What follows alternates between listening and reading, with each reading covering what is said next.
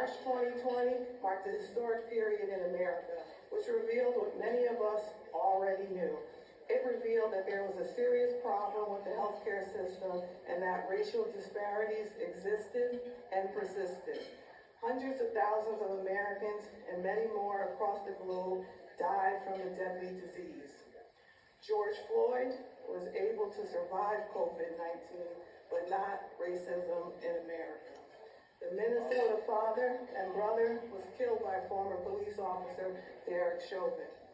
After the killing of George Floyd in 2020, many individuals and organizations committed or recommitted to fighting racial and other forms of social injustices. Some colleges and universities issued statements regarding their commitments to diversity, equity, and inclusion. Businesses, including some professional sports leagues, prominently displayed phrases like Black Lives Matter. Institutions hired candidates from diverse backgrounds, a cohort I refer to elsewhere as George Floyd hires, to fill a variety of positions. Less than 5 years after the so-called period of racial reckoning, these George Floyd hires are leaving their positions voluntarily and involuntarily. Many of the forward-facing messages are now hard to find, and solidarity statements have been scraped from many web pages. Reactions to perceived Black progress was also evident in the attack on critical race theory.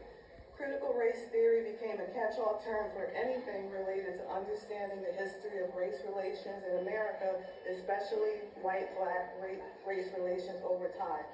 The backlash that followed the killing of George Floyd also included strategies for delegitimizing Black history and misrepresenting the impact of periods like the enslavement period on Black people back then and now.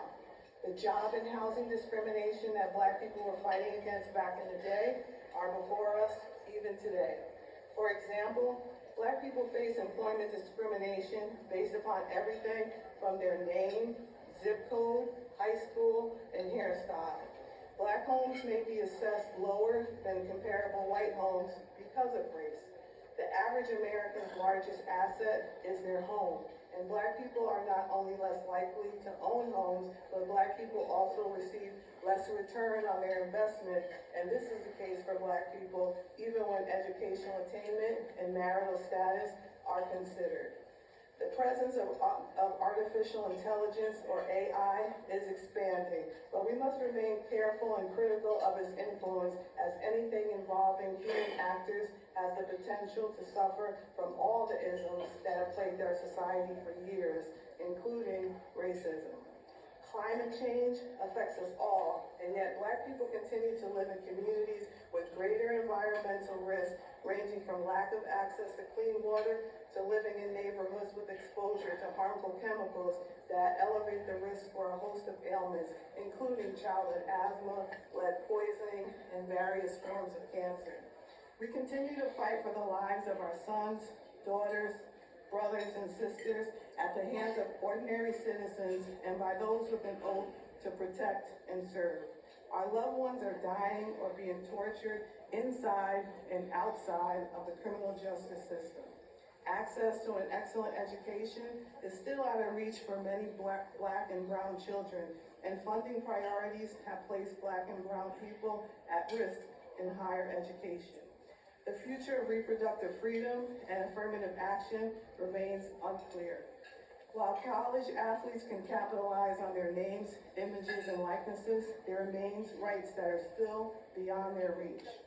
Our ability to thrive together will test our agency and our willingness to hold those in positions of power and influence accountable for addressing all these tough challenges in ways that may not be equal, but are equitable.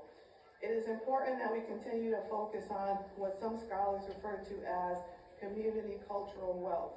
We must remember that our legacy is one where ordinary people perform extraordinary feats.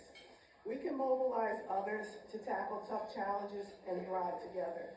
These 6 words are important for us to thrive together: teach, honor, respect, independence, victory, and excellence.